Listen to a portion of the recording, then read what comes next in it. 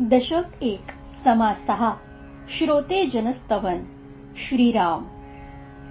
आता वंदू श्रोते जन, भक्त ज्ञानी संत सज्जन, विरक्त योगी गुणसंपन्न, सत्यवादी श्रीराम।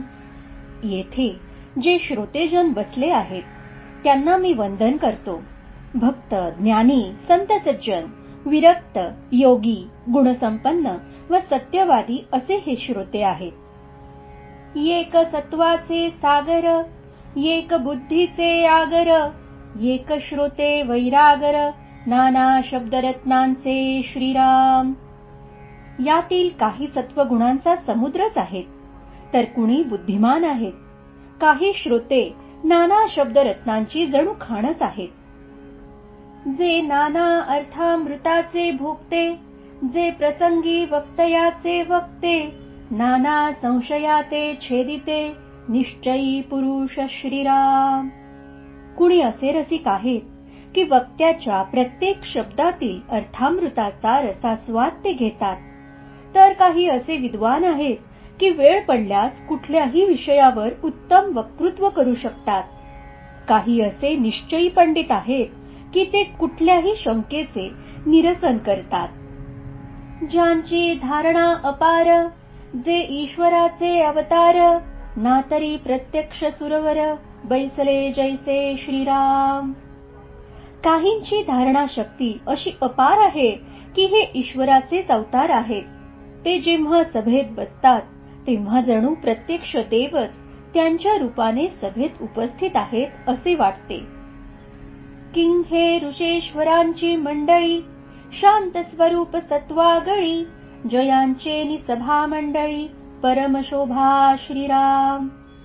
असे अत्यंत सात्विक व मूर्तिमंत शांती स्वरूप श्रोते पाहिल्यावर वाटते की हे सर्व महान ऋषीश्वरच या सभेत येऊन बसले आहेत व त्यामुळे या सभेला अत्यंत शोभा आली आहे। हृदयीं वेद गर्भ विलसे, मुखी सरस्वती विळासे, साहित्य बोलता जैसे, भासती देवगुरु श्रीराम। वेदांचा खरा अर्थ तेच जाणत असतात।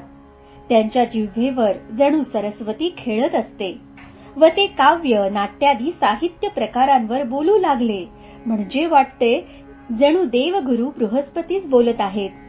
जे पवित्रपणे वैश्वानर, जे स्फूर्ती किरणाचे दिनकर, ज्ञातेपणे दृष्टी समोर ब्रह्मांड नये श्रीराम।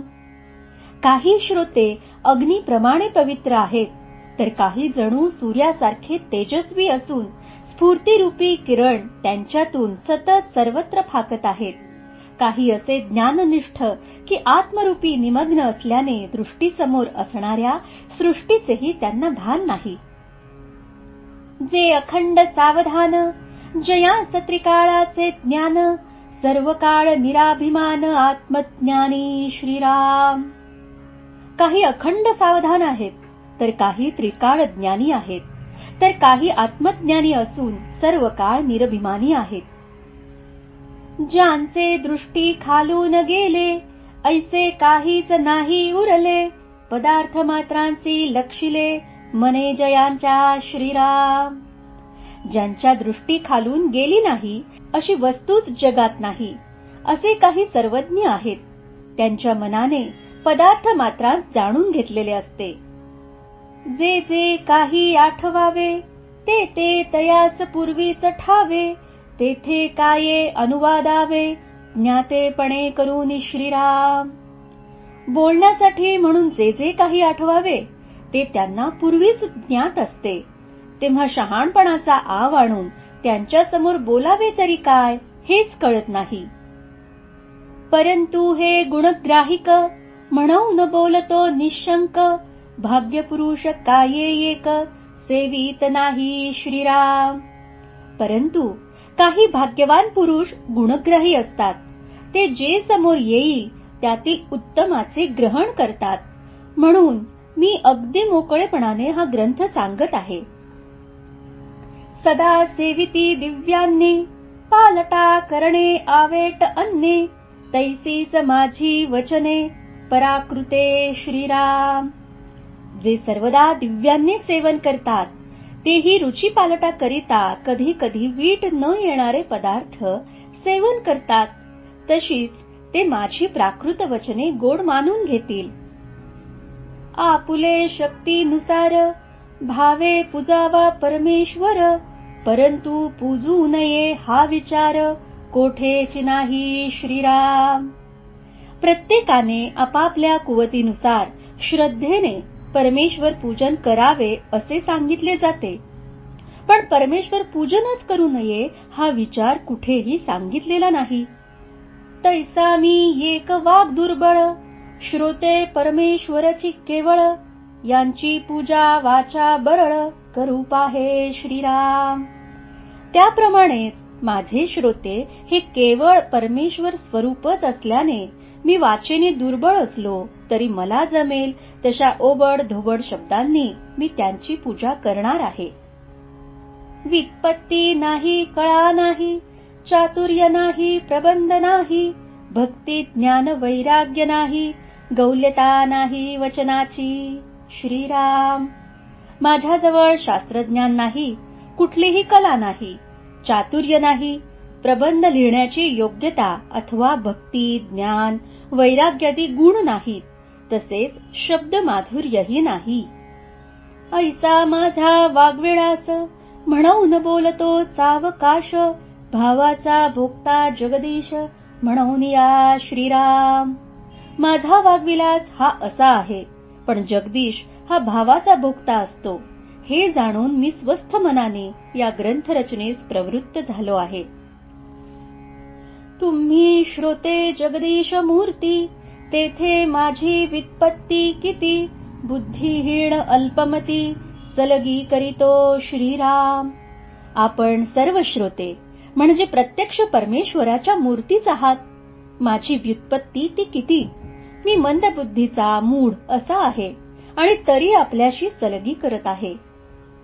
समर्थाचा पुत्र मूर्ख जगी, परी सामर्थ्य असे त्यांचे अंगी, तुम्हा संतांच्या सलगी, म्हणून करीतो श्रीराम. एखाद्या समर्थाचा पुत्र मूर्ख असला तरी तो बापाची सलगी करू शकतो, तेवढे सामर्थ्य त्याच्या अंगी नक्कीच असते. तसाच मी तुमचा संतांचाच असल्याने तुमच्याशी सलगी करत आहे.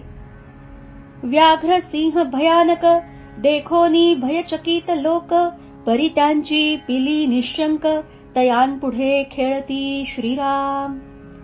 व्याघ्र सिंहादी हिंस्त्र पशूंना पाहून लोक भयचकित होतात, पण त्यांची पिल्ले निशंक मनाने त्यांच्या पुढे खेळत असतात.